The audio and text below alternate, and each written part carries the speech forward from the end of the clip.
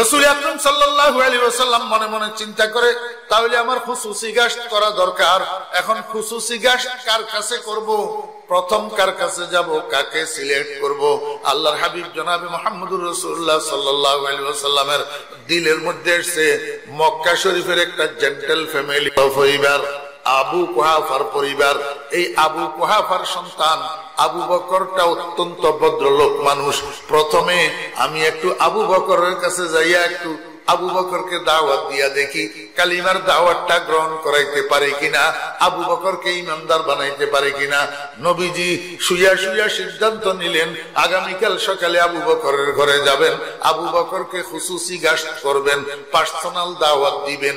ওদিকে আরেক ঘটনা ঘটতেছে, যেই রাত্রে নবীজি এগুলা চিন্তা করতেছেন, সেদিন বিকাল বেলায় মক্কা শরীফের নেতা খেতারা সব একত্রিত হইয়া গেছে আবু বকরের ঘরে।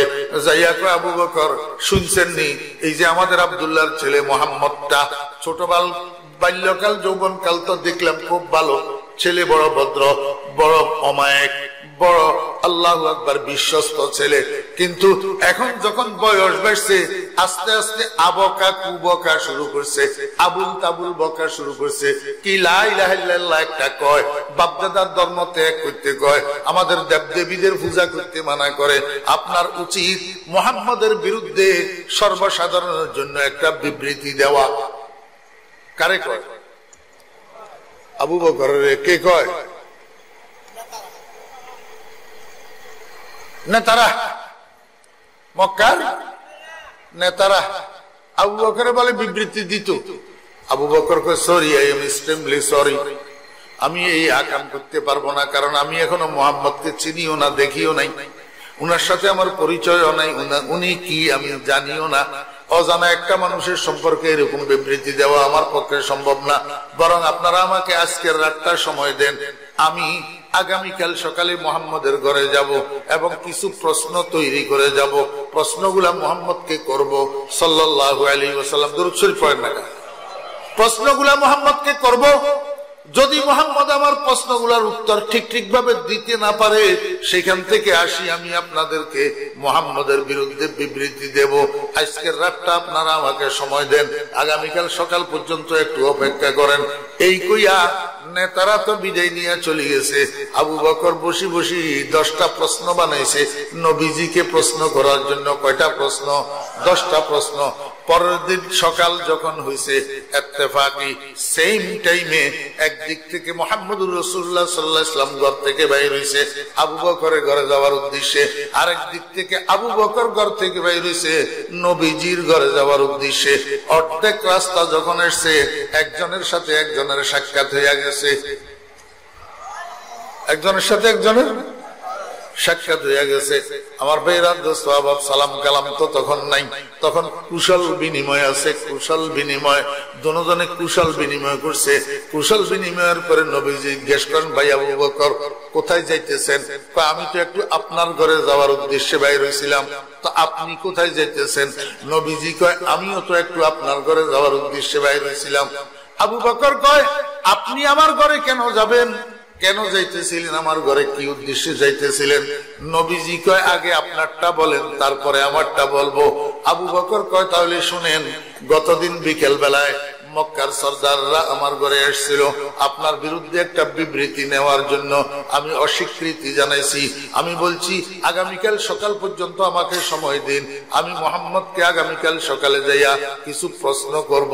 সেই প্রশ্নগুলোর উত্তর যদি দিতে না পারে, তাহলে আমি আপনাদেরকে মুহাম্মদের বিরুদ্ধে বিবৃতি দেব। আমি সেই জন্য গত রাত্রে বসি বসি আপনার জন্য 10টা প্রশ্ন তৈরি করছি।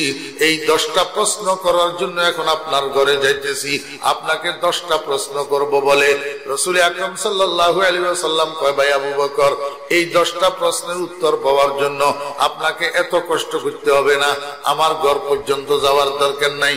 আমরা যেভাবে আছি, যেই স্থানে আছি, এই স্থানে এইভাবে আপনার প্রশ্নগুলা করুন, দেখি আমি উত্তর দিতে পারি কিনা। আবু বকর কয়, ইয়া রাসূলুল্লাহ। কি কয়? এতক্ষণ পর্যন্ত আর ইয়া রাসূলুল্লাহ মুখ থেকে বাইর হয় নাই। এতক্ষণ পর্যন্ত উনাদের ভাষায়, আরবি ভাষায় বাইর হইছে জনাব আপনি, জনাব আপনি। ইয়া রাসূলুল্লাহ বাইর হয় নাই। যখন আবু বকরের মুখ থেকে ইয়া রাসূলুল্লাহ শব্দ শুনছে, রাসূল আকরাম সাল্লাল্লাহু আলাইহি ওয়াসাল্লামের অন্তরটা আনন্দিত হয়ে গেছে। নবীজি মনে মনে কয় নিশ্চয় তীর মনে হয় কলিজায় লাগছে মনে হয়, নাহলে ইয়া রাসূলুল্লাহ বাইর হয় কেন?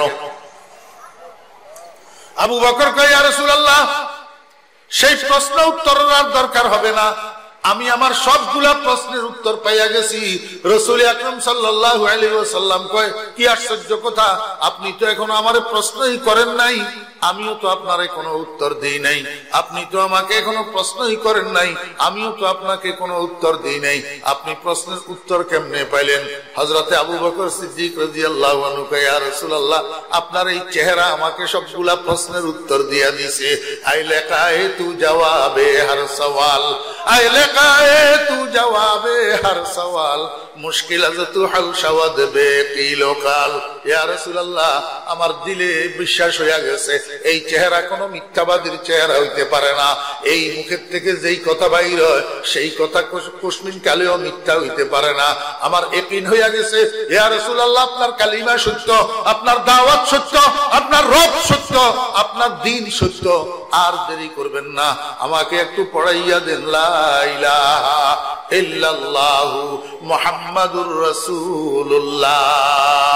এই সর্বপ্রথম আউয়ালুল মুসলিমিন মিন উম্মতে মুহাম্মাদিন সাল্লাল্লাহু আলাইহি ওয়াসাল্লাম ওয়া আফজালুন নাস বা'দাল আম্বিয়া, আফজালুন নাস বা'দাল আম্বিয়া ওয়ালিসিদ্দিক রুজহানুন জালিয়ুন আলাল আগিয়ার মিন গায়রি ইহতিমালি। এই আবু বকর সর্বপ্রথম ব্যক্তি যার অন্তরের মধ্যে মুহাম্মদুর রাসূলুল্লাহ সাল্লাল্লাহু আলাইহি ওয়াসাল্লাম মুহাব্বতের বীজ বপন করে দিলেন। কি বপন করে দিলেন? মুহাব্বতের বীজ। আমার ভাইরা দোস্ত বাপ, এইভাবে হইতে হইতে হইতে হইতে ১৬ লক্ষ মানুষের কলিজার মধ্যে মুহাম্মদুর রাসূলুল্লাহ সাল্লাল্লাহু আলাইহি ওয়াসাল্লাম আল্লাহর মুহাব্বতের বীজ বপন করছেন। আল্লাহর মুহাব্বতে হযরতে সাহাবায়ে কেরাম আল্লাহ পাককে মুহাব্বত করতেন। বিল ওয়াসিতা না বেলা ওয়াসিতা, এটা আপনারা সর্বসাধারণে এখন বুঝবেন না, আমি বুঝাই দিতেছি, আগে তালেবে ইলমেরা বুঝুক। মুহাব্বত রাসূল আকরাম সাহাবায়ে কেরামের মুহাব্বত আল্লাহর জন্য বিল ওয়াসিতা না বেলা ওয়াসিতা? বিল ওয়াসিতা, বেওয়াস্তায়ে মুহাব্বতে রাসূল, বেওয়াস্তায়ে মুহাব্বত রাসূল। সাহাবায়ে কেরামের আল্লাহ পাকের জন্য যে মুহাব্বত হুব্বে ইলাহি, এটা বেওয়াস্তায়ে মুহাব্বতে রাসূল। সাহাবায়ে কেরাম আগে মোহাব্বত করতেন রসুলকে, কি পরিমাণ মোহাব্বত করতেন? নিজের জানের চেয়ে বেশি। তারপরে মোহাব্বত করতেন আল্লাহকে, কি পরিমাণ মোহাব্বত করতেন? নিজের জানের চেয়ে বেশি। আমার ভাইরা দোস্ত আবাব, আগামী দিন সকাল পর্যন্ত যদি আলোচনা করা হয়, আগামী দিন সকাল পর্যন্ত শুধু আবু বকর যে আল্লাহ এবং আল্লাহর রাসূলকে নিজের জানের চেয়ে মালের চেয়ে বেশি মোহাব্বত করতেন, সেটা আগামী দিন সকাল পর্যন্ত বয়ান করলেও শেষ হবে না। জনৈক ব্যক্তি হযরত আলী রাদিয়াল্লাহু আনহু যাইয়া জিজ্ঞাসা করে, মানুষ একটা সাহাবী, এটাও কি সাহাবী, সরি তাবেঈ, এটা কি তাবেঈ। হযরত আলী রাদিয়াল্লাহু আনহুর ছাত্র ওস্তাদের যাইয়া জিজ্ঞাসা করে, কাইফা কানা হুব্বুকুম লিন নবী সাল্লাল্লাহু আলাইহি ওয়াসাল্লাম, ও আলী আপনাদের মধ্যে নবীজির মুহাব্বত কেমন ছিল? আপনাদের মধ্যে নবীজির মুহাব্বত কেমন ছিল? হযরত আলী রাদিয়াল্লাহু আনহু কয়, কুননা আশাদ্দান নাসি হুব্বান লিরাসূলিল্লাহি সাল্লাল্লাহু আলাইহি ওয়াসাল্লাম মিন আনফুসিনা ওয়া আমওয়ালিনা ওয়া আবাইনা ওয়া উম্মাহাতিনা ওয়া ফি রিওয়ায়াতিন মিনাল মাইল বারিদ আলা যামাই আও কামা ক্বালা নবী আও কামা ক্বালা রাদিয়াল্লাহু আনহু। হযরত আলী রাদিয়াল্লাহু আনহু বলেন, আমরা নবীজির সাহাবীগণ কুন্না বহু বছর, কি আমার ভাইয়েরা সাহাবা, বহু বছর কুন্না অর্থাৎ আমরা ১৬ লক্ষ সাহাবী।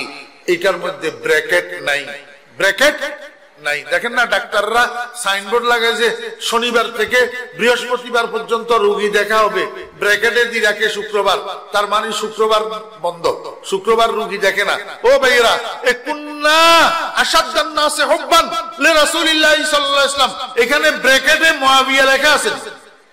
হ্যাঁ আমার ভাইয়েরা দুস্তাহাব, খবরদার, ও স্কুল কলেজের ছাত্র ছাত্ররা, মাদ্রাসার ছাত্ররা, বিভিন্ন রাজনৈতিক দলের কর্মীরা, খবরদার কারো প্ররোচনায়, কারো উস্কানিতে, কারো লিখনি পড়িয়া সাহাবায়ে কেরামের জন্য বিদ্বেষ অন্তরে পোষণ করবা না। সাহাবায়ে কেরামের জন্য কোন রকমের অশালীন, অযাচিত, অবাঞ্ছিত, অনাকাঙ্ক্ষিত শব্দ মুখের মধ্যে আনবি না। মুসলমানের বাচ্চারা, সাহাবায়ে কেরামের সমালোচনায় লিপ্ত হবি না। কিয়ামতের ময়দানে আজকে যারা উস্কায় তোরে সাহাবায়ে কেরামের সমালোচনা করার জন্য, তারা তোর 2 পয়সার উপকারে আসবে না। হযরতে আমির মুআবিয়া রাদিয়াল্লাহু আনহুর একটা পশম যদি এক পাল্লায় দেওয়া হয়, আমি ফরিদুদ্দিনের মতো শত সহস্র কোটি ফরিদুদ্দিনকে যদি এক পাল্লায় দেওয়া হয়, হযরত আমির মুআবিয়া রাদিয়াল্লাহু আনহু একটা পশমের সমান হবে না, একটা পশমের সমান হবে না। আব্দুল কাদের জিলানী রাহমাতুল্লাহ আলাইহি, মঈনুদ্দিন চিশতি রাহমাতুল্লাহ আলাইহি, আল্লাহু আকবার বায়জিদ বুস্তামি রাহমাতুল্লাহ আলাইহি, জুনায়েদ বাগদাদি রাহমাতুল্লাহ আলাইহি, শিবলি নোমানী রাহমাতুল্লাহ আলাইহি, শাহজালাল ইয়ামানি রাহমাতুল্লাহ আলাইহি, সারা দুনিয়ার ওলি আব্দাল গাউস কুতুব সবগুলাকে যদি এক পাল্লায় উঠাই দেওয়া হয়, হযরতে আমিরে মুআবিয়া রাদিয়াল্লাহু আনহুর পায়ের তালুর দুলাগুলাকে যদি এক পাল্লায় দেওয়া হয়, সারা দুনিয়ার ওলি আব্দাল গাউস কুতুব মিলিয়া আমিরে মুআবিয়া রাদিয়াল্লাহু আনহুর পায়ের তালুর দুলার সমানও হবে না। সদহাজারা শিবলি ও সদহা জোনায়েন, খাকে পায়ে বুহুরায়রা খায়রসদ। মুসলমানের সন্তানরা হযরত সাহাবায়ে কেরাম রিদওয়ানুল্লাহি তাআলা আলাইহিম আজমাইন সম্পর্কে সম্মানজনক আলোচনা করবা। আল্লাহু আকবার। উনাদের সম্মানগুলো বর্ণনা করবা, উনাদের ফজিলতগুলো বর্ণনা করবা, উনাদের মানকবতগুলো বর্ণনা করবা। কোন অবস্থায় সাহাবায়ে কেরামের সমালোচনা করবা না। আর যদি কেউ তোমার কথা না শুনে, কেউ যদি সাহাবায়ে কেরামের সমালোচনা করে, আমার বেহরা দোস্ত আহবাব, সাহাবায়ে কেরামকে গালি দেয় ইরানের শিয়ারা, সাহাবায়ে কেরামকে গালি দিছে আয়াতুল্লাহ রুহুল্লাহ খুমিনি।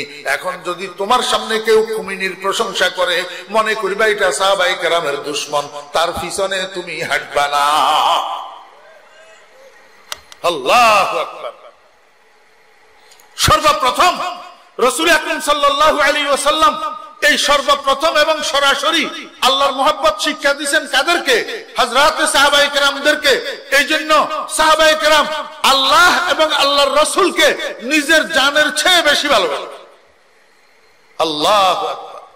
আমার ভাইয়েরা দোস্ত আহবাব, সময় তো আমাকে অনুমতি দিতেছে না, না হলে একটা দুইটা উদাহরণ আপনাদেরকে শুনাইতাম। হ্যাঁ, কেমনে টাইম তো হয়ে গেছে।